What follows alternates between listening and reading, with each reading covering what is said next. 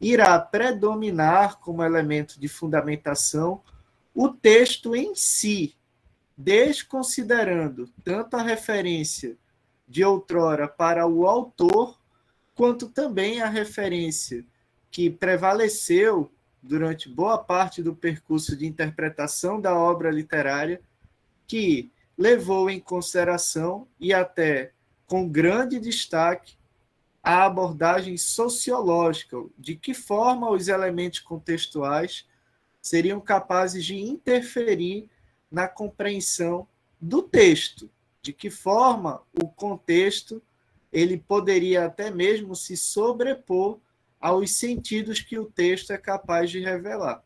E é exatamente por essa lógica de um texto cerrado e em função deste movimento ser um movimento norte-americano que está radicado em consideração terminológica a ideia do close reading, né, de uma leitura fechada, de uma leitura que está cerrada para os elementos textuais, desconsiderando, literalmente ignorando, tanto os elementos contextuais quanto os elementos biográficos, aqui trazidos à tona pela nova crítica, com a acusação de uma falácia intencional. O texto que eu indiquei como referência à aula de hoje se trata de um ensaio, de um artigo, melhor dizendo, de um artigo que resume as ideias principais desse movimento, da trajetória do neocriticismo, né, da nova crítica, como um modelo que se opõe às linhas gerais da crítica biográfica e da crítica sociológica, e, por esse motivo, se coloca como sendo uma atitude antibiográfica e anti-histórica. Seria possível uma corrente de formulação para o pensamento da obra literária se colocar de uma só vez contra dois movimentos importantes, a exemplo da tendência biográfica e da tendência sociológica? Sim, mas não sem pagar o preço das acusações que lhes foram imputadas. Se havia a intenção da nova crítica de realimentar o debate para aquilo que seria, digamos, uma abordagem inaugural, um método capaz de resgatar por meio da dedução, né, algo que seria considerado originário, algo que não poderia ser recuperado por um coletivo, mas sim por uma interpretação exclusiva e única, voltada para a abordagem do texto, os expoentes dessa nova crítica foram a eles atribuídos elementos que destacam, né, a fragilidade desse pensamento, já que, ao considerar que o texto ele está situado em um contexto, não haveria como isolar o texto como o cientista faz ao abordar um objeto da ciência em laboratório. Esse método científico trazido para a crítica da literatura é a base do pensamento exposto pelo Crowley Russell e pelo Kenneth Burke, além do Richard e do Eliot, que são os considerados introdutores desse movimento por volta de 1920, sendo essa tendência crítica colocada em voga e tendo seu auge até o ano de 1950. Esses pontos, percebam, eles se desconectam do que até ali se enxergava como parte de uma realidade que contempla o que estaria fora do texto. A nova crítica irá se colocar como um elemento dentro do texto. E, por esse motivo, a sua base está fundada nos estudos linguísticos do Roman Jakobson, né, autor de Os Oxímoros Dialéticos de Fernando Pessoa, e que aqui percebam, irá dar um tratamento linguístico para uma composição literária, tá?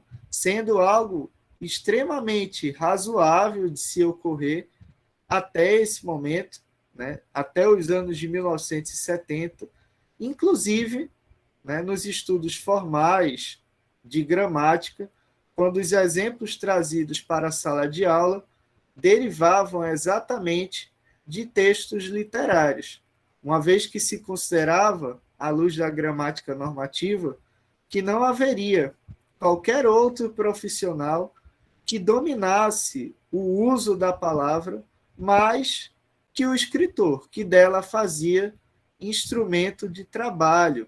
Então, o Roman Jakobson, ele vai fazer uma análise no campo da linguística a partir, né, da referência feita à produção poética do Fernando Pessoa. Tá? Então, há uma relação que busca incorporar à corrente da crítica literária elementos que seriam derivados de uma abordagem anterior do campo da linguística, tá? Exatamente nos elementos textuais. Isso para os formalistas russos, tá? Dentre os quais estaria como um de seus expoentes o Roman Jakobson. Até aqui alguma dúvida, alguma pergunta, algo para aqueles que se identificam nesse momento mais com a linguística do que com a literatura, que desejem trazer ao debate, porque, repito o que eu disse lá nos nossos primeiros encontros, tá? Não guardo a ingênua impressão de que todos os que estão matriculados no curso de letras tenham completa identificação com a literatura e com os seus estudos. Embora imagine que isso corresponda a um percentual de pouco mais de 99,9%. Não sei se eu estou sendo otimista demais. O Marco Antônio tem um comentário aqui, ele coloca: gostar de linguística, bater na própria mãe. Não entrarei nessa polêmica, no corpus dessa seara, porque, a princípio, na minha formação, né, na graduação em letras, eu me destinava até a fazer pesquisas no campo do estudo da linguística, muito mais voltado para a abordagem dos gêneros textuais, mas depois que eu conheci a pesquisa em literatura, não mais voltei à linguística. Mas, a princípio, eu comecei pela linguística. Algo que talvez, né, siga aí um roteiro lógico da teoria da nova crítica e do Jakobson, conforme iremos acompanhar na aula de hoje. Desejam tecer mais algum comentário? A Ana, a Amanda? Olha que se eu disser que comentário durante a aula vale ponto, eu espero que vocês levem a sério. Todo mundo vai falar, você não vai ter nem vez, professor. Pois não é, Maria? É isso mesmo. Não, professor, eu comecei a ler o texto da agora, porque o senhor indicou já quase na hora do... Sim, sim. Aí não deu. Mas o pouco que eu li desse texto parece que ele é melhor de ler do que os outros que eu tenho lido. Ai, meu Deus, esses textos são difíceis. Eu busquei, e essa referência já está situada lá no plano de ensino, né, um texto que tem, de fato, uma linguagem menos acadêmica, não sei, melhor, me corrijo, não menos acadêmica, mas menos técnica do que propriamente acadêmica. Acadêmica, sim, mas técnica, nem tanto, né? Porque o pensamento trazido pela nova crítica não é um pensamento simples de ser compreendido. A lógica envolve uma abordagem complexa. É preciso se ter em mente os seus antecedentes e os movimentos e as tendências críticas voltadas para a observação do texto literário que viriam depois, né? Entender, por exemplo, como se dá a relação entre a psicologia e essa crítica que vai buscar aquilo que seria a essência do texto por um método que seria um método indutivo, né, de extrair algo a partir de um pensamento que seria racional, mas de uma racionalidade que deriva de algo que não havia sido firmado antes, exige uma expertise e até mesmo uma atenção muito maior para que não possamos, de imediato, né, atribuir a esse movimento um movimento como sendo ilógico e desnecessário, porque aos olhos do tempo atual, nós sabemos lidar com a crítica literária e, por meio dela, assimilar que o que nos importa é exatamente fazer a dosagem, encontrando o equilíbrio entre os elementos textuais, os elementos sociais, os elementos históricos, culturais, sendo todos esses pertencentes à obra e, portanto, inerentes ao processo de compreensão do discurso do texto literário a que a crítica se atém. Mas reparem, quando nós falamos em discurso da obra e em propriamente análise do discurso, nós estamos situados em uma cronologia, em um tempo que estaria lá nos anos de 1960 e não, né, na data que nos encontramos agora ao fazermos a abordagem da nova crítica. Então, não havia essa perspectiva de se abordar o discurso propriamente inerente à obra literária e à linguagem como um todo, no campo da pesquisa, né, da linguística, como hoje percebemos a partir da análise do discurso. Em 1940, havia um esboço, grupos que já situavam essa discussão, mas o que predominava àquela altura, sem dúvida, até os anos de 1950, no Brasil e até mesmo no mundo, no que diz respeito à análise do texto literário, até os anos de 1970, ainda irá predominar no campo dos estudos de teoria da literatura uma crítica, uma tendência que deriva desse pensamento intrínseco voltado para o texto, ao nome de crítica estruturalista, tá? Que é a crítica que vai ser vai designar, nesse caso, a aproximação com que teremos mais adiante, né, de uma reciclagem da nova crítica. Esse nome, nova crítica, para que vocês não se confundam, tá? De repente, no momento posterior de atividade, não, é nova crítica, então seria a crítica mais atual. Não, essa nova crítica, ela surge lá em 1920, e ela tem o seu apogeu, o seu destaque, até 1950. No Brasil, né, em função aí da maturidade com a qual vigorou a crítica estruturalista, que seria derivada dessa nova crítica, nós temos essa base centrada no texto, até mesmo ignorando os elementos contextuais, até os anos de 1970. Então, embora não seja uma crítica atual, historicamente se trata, sim, de um movimento crítico ainda utilizado, sobretudo, no campo do estudo da poesia, propriamente do gênero poema, né? Já que, em tese, há sempre a distinção em teoria 1 entre poesia e poema, sendo poema o gênero para o texto poético e poesia o que se extrai de simbólico ou do texto poético ou até mesmo dos textos narrativo e dramático. Nós podemos encontrar poesia no texto do Guimarães Rosa, em Grande Sertão Veredas, que se trata de um romance, ou de uma novela, como queira, mas um texto em prosa.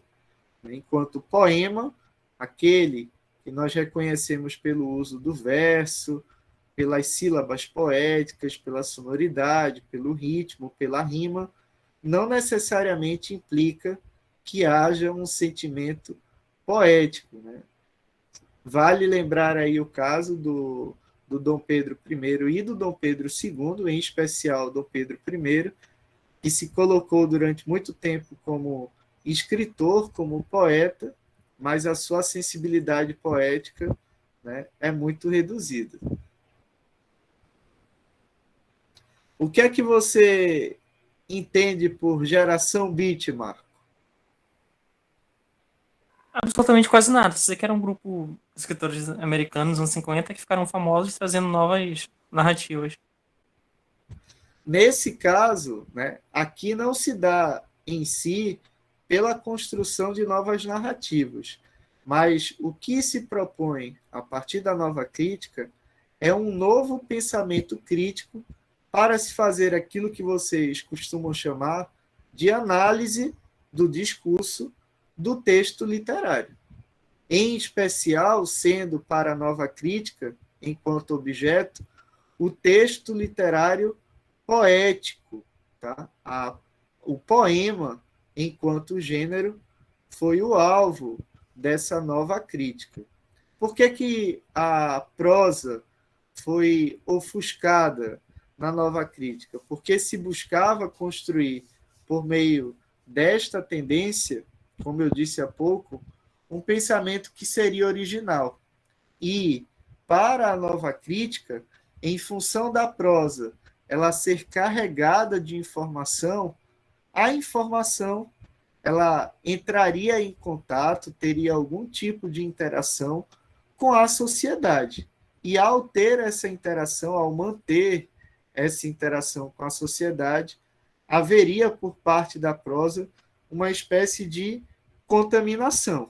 Tá? Então, o texto poético, ele, por meio de um espírito, que era o espírito do texto, ele poderia aflorar um sentimento. É por esse motivo também que se destaca para essa nova crítica aquilo que se chama de um espírito da psicologia do texto. Ou seja, o texto que é capaz de revelar expressões, sentimentos, e essas expressões, esses sentimentos, serem capazes de dar uma origem a uma compreensão inédita do texto, sem considerar, sem ser necessário se considerar exatamente nem a intenção do poeta com aquilo que ele pretensamente quis dizer ao escrever, ao compor determinado verso, tampouco os elementos contextuais. Óbvio que quando nós hoje assimilamos que o texto poético e até mesmo um poema pode ser assimilado não propriamente por meio de um poema, mas por meio da letra de uma música, de uma canção, de um lado, estamos resgatando aquilo que seria a matriz da composição poética, já que o verso ele surge da oralidade, da poesia cantada, da palavra cantada. A escrita ela é posterior à composição artística dos jograis, dos menestréis, das cantigas medievais. Tudo nesta composição estaria associado à oralidade. Mas ali já havia texto, sendo texto o que nós dotamos de sentido e somos capazes de interpretar. Só que um texto oral. Tá? Quando há, em meados dos anos 1920 até 1950, um olhar para o texto e, nessa cronologia, século XX, a escrita já ocupa um lugar hegemônico no campo de expressão, não mais propriamente a oralidade. A oralidade perde o seu espaço, embora não perca a sua importância, e uma importância cultural, simbólica, de construção de linguagem, nesse caso de construção poética, para a nova crítica, os elementos que estão na escrita iriam revelar o que de essencial a obra seria capaz de trazer. Então, no caso da poesia, irá se observar o ritmo do verso, irá se observar as sílabas poéticas, a presença de figuras de linguagem, de figuras de expressão, de figuras do pensamento, a exemplo de um oxímoro, trazido aqui na leitura do Jacobson em alguns dos poemas de Fernando Pessoa. Uma dialética entre a obra e o leitor, que a atualizaria, mas tendo como elemento central o texto. Tão somente o texto. Nada mais que o texto. E para a prosa, o que é que vai ser olhado na prosa? Os elementos que têm a sua existência apenas em função da construção textual. Isto é, o ambiente em que a obra se passa, o narrador, que, como nos apresenta o Roland Barthes mais adiante, como um crítico, né, um crítico estruturalista, o Roland Barthes, que vai dizer que o autor, ou melhor, o narrador, seria um ser de papel cuja sua existência só tem sentido no corpo do texto, né, fora do texto, o narrador, ele não existe, não iremos encontrar os narradores do romance passeando aí, transitando pela rua, dando um rolê pelos shoppings, pela orla, não iremos encontrar essas figuras, a exemplo dos personagens. E eu remeto à figura porque é exatamente um outro crítico estruturalista chamado de Gerard Genet, que, com esse nome, figuras, irá representar para o campo da crítica literária essas figuras que só teriam existência, só teriam contorno no texto. Fora do texto, elas inexistem. Tá? Perguntas?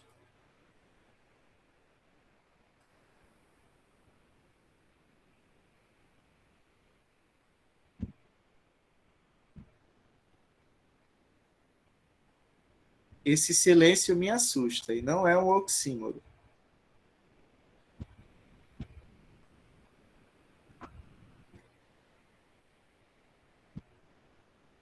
Então vai ser tranquilo a atividade que eu vou passar para vocês, uma atividade que vai corresponder ao nosso próximo encontro do dia 17 de março, em que, infelizmente, eu não poderei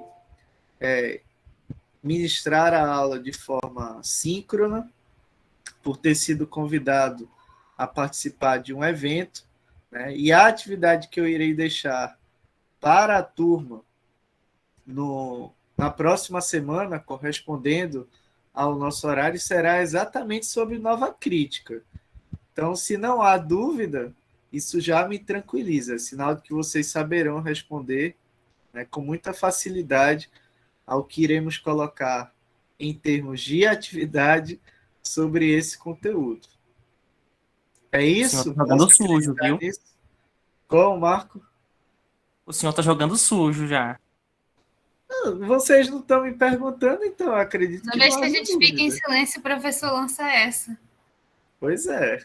A verdade, professor, é que a gente não conseguiu ler o texto todo. Quer dizer, lendo o texto todo, a gente vai dizer, poxa vida, eu não entendi isso, mas eu só comecei a ler. Mas desse comecinho, que é a parte que nós estamos, vamos à discussão inicial do começo do texto. O que é que vocês consideraram curioso? O que é que vocês conheciam? O que é que desconheciam a respeito que poderiam trazer? Olha, eu não sabia que tinha tanta corrente assim para crítica textual, né? Não sabia. Até porque eu nunca estudei também literatura, né, professor? Mas, assim, o que eu entendi do início que eu li, é que ele vem com uma outra ideia para fazer essa crítica textual. Ele está abandonando, digamos, crítica sociológica, a biográfica, a histórica, né?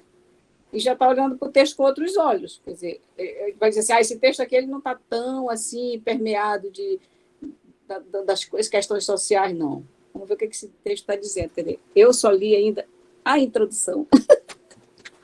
Olha, o Eliot, né, que a maioria só conhece apenas pelas iniciais do nome dele, que aparece em alguns livros, o T.S. Eliot, né, ele vai fazer uma abordagem para a produção shakespeariana de Hamlet, né? E nesse caso, ele vai encontrar aquilo que para ele seria um símbolo universal. Quando nós utilizamos a chamada gramática padrão, a gramática escolarizada, a que dita normalmente, né, aquilo que seria certo e errado, embora essa visão dicotômica de certo e errado seja extremamente questionável, né? Mas, para o campo da literatura, essa lógica que se baseia em símbolos abstratos irá propor um correlato objetivo. O que seria esse correlato objetivo? Extrair de eventos que tenham existência no texto uma emoção, um evento único, que desconsidera os fatos externos. Apenas a experiência, digamos, que a Maria teria ao ler o texto e considerando os elementos do próprio texto, essa experiência seria a base da formulação de uma nova crítica. A Maria teria de ignorar que o Shakespeare não se trata de um escritor contemporâneo, ela teria de ignorar o contexto cultural até da época, né? Quando a gente vê no clássico do Shakespeare um personagem que se relaciona com uma menor de idade, ela vai ter que desconsiderar completamente que àquela altura isso era normal. Também irá ter que desconsiderar que hoje, no século XXI, o contexto encara essa relação entre pessoas, né, com menores de idade até como crime, né, como crime, o crime de pedofilia. Ela vai ter que desconsiderar tudo isso que faz parte daquilo que é exterior ao texto e levar em conta apenas o grau de emoção, o grau de expurgação, a cadeia de eventos simbólicos e universais que causam uma reação ao leitor, uma emoção ao leitor. O texto como sendo esse agente de modificação do curso interpretativo da obra. Apenas o texto, nada mais além do texto. Ficou melhor de entender, Maria? Sim, professor. Ótimo. Os demais compreenderam? Tem algo a acrescentar? Professor, eu queria fazer uma pergunta. Sim, à vontade. Eu também quero fazer uma e te dar um outro puxão de orelha, que eu já te pedi para tu. E 1, 2, 3, meu Deus. Jesus. Daqui a pouco vai chegar outra atividade, aí eu vou ver lá 1, 2, 3, 2, 2, não vou saber quem é. E essa, né? Professor, essa questão do novo criticismo, o Carpo, ele entra nessa vertente ou não? Ele já se trata de uma tendência contemporânea, né? Lá do século XX, propriamente dos anos 70, 80, mas ele se coloca no que eu vou chamar de um entrelugar, né? Pegando aí o conceito do Canclini, porque o Capô fica entre a tendência estrutural e contemporânea de abordagem da obra literária, mas ele não seria contemporâneo, né, da crítica, nesse caso, da nova crítica. Ah, sim, fiquei em dúvida quanto àquela questão da crítica de rodapé que o autor traz lá no artigo, porque o Carpo ele já fazia, ele participou dessa construção do leitor culto no país, né? Sim, Então tá, sim. obrigada, prof. Ele nasce, inclusive, né, antes até do que a nova crítica. Ele falece depois, aqui no Brasil, né, mas ele nasce antes. Mas digamos, a formação do Capô como crítico de arte, como crítico literário, ela é muito diversa. A exemplo do que, na verdade, se trata da trajetória de praticamente todos os críticos literários. O Todorov, nós o conhecemos como um estruturalista nato, como um dos expoentes da crítica estruturalista, mas se formos ler a um texto recente do Todorov, nós iremos enxergar até uma autocrítica do Todorov aquela radicalização da experiência que envolve os elementos internos ao texto, né? que é a base do pensamento da crítica estruturalista. O Capô, lá nos idos de 1930, 40, obviamente que ele vai se colocar nesse debate, nessa discussão. Só que mais adiante, quando ele entra em contato, por exemplo, com o Antônio Cândido, que é o expoente da crítica sociológica no Brasil, o Antônio Cândido já propõe uma outra visão. E o Capô, ele faz esse trânsito, né, entre as tendências teóricas. Ele atravessa, como o Alfredo Bose lançou em determinado momento, lá se eu não me engano, na História Concisa da Literatura Brasileira, o movimento do Capô pela crítica positivista, pela psicanalítica, pelo neocriticismo, até, né, ele vigorar na parte final de sua existência como um dos expoentes da crítica estruturalista, voltando mais adiante a uma crítica ideológica. Ele é um personagem emblemático, né, de todas essas teorias, como a Maria colocou há pouco, né? Não saber, antes da existência de todas elas, da crítica biográfica, que é de natureza positivista, da crítica freudiana, que nós ainda iremos estudá-la, da nova crítica, da estilística do Spitzer, do formalismo russo, e nós estamos destacando aqui a representação feita o Todorov até o estruturalismo.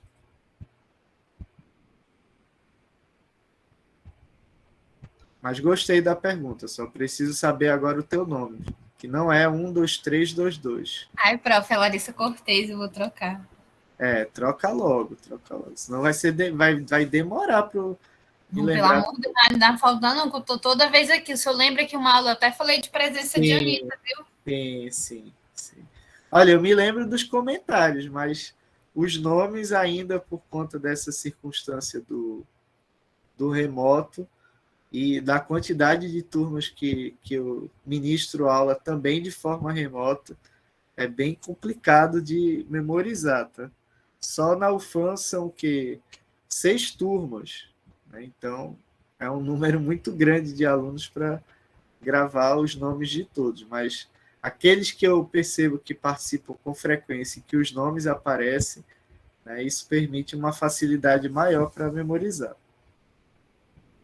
Pois bem, como eu mencionei há pouco o Jacobson, né, ele vai trazer essa referência feita aos estudos da linguística, lá do formalismo russo, para a base da nova crítica, que aqui eu irei destacar na figura do Kennedy Burke, que era essa personagem aqui, que nasceu no ano de 1873 e faleceu até com uma idade bem longeva, né, em 1993, tá?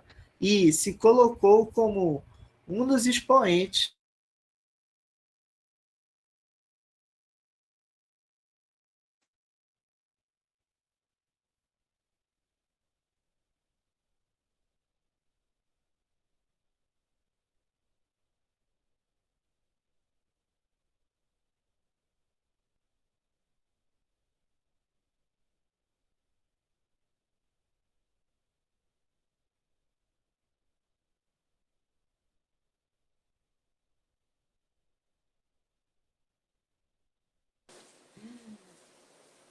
A chuva pegou o professor.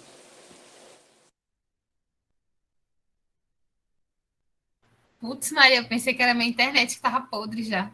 Mas ele tá em outro estado. Será que tá chovendo lá também? Bem colocado, Marco.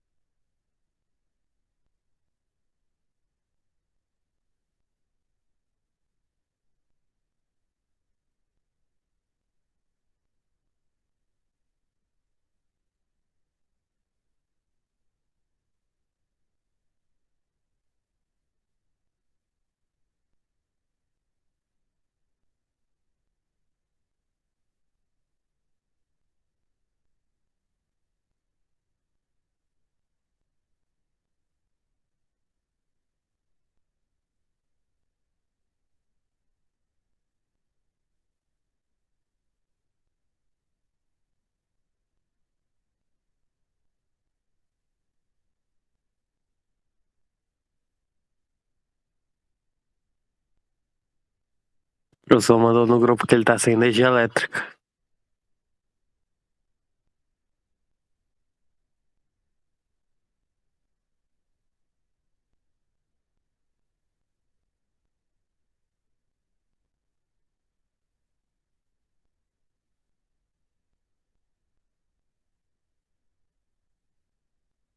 Então a gente espera alguns minutos e sai ou todo mundo vai vazar?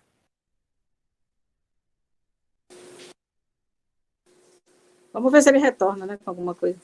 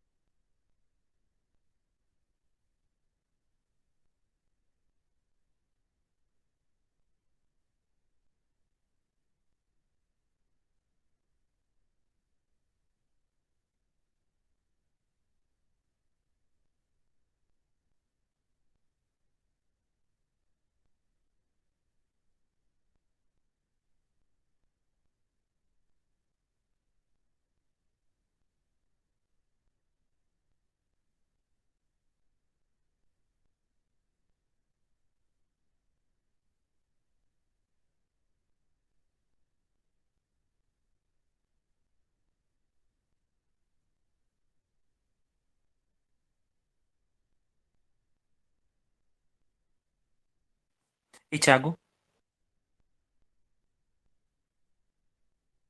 Oi. Já assistiu aquele anime Neon Genesis Evangelion? Sabe dizer se é bom? Tenho pavor. Por quê? Todo mundo fala dele e eu não sei se é bom. Aí eu fico com medo de ser só um grosso Ele superestimado. te dá uma crise existencial. Eu não consegui assistir o último episódio porque eu só pensei nisso. Então é bom? É bom, só que você tem que ter paciência, você tem que ter um estado mental muito específico para assistir e é longo, porque não é só um anime, é um anime, os filmes, as outras versões, que o cara que criou já fez 4 finais diferentes e todos eles fazem parte do cânone. Legal.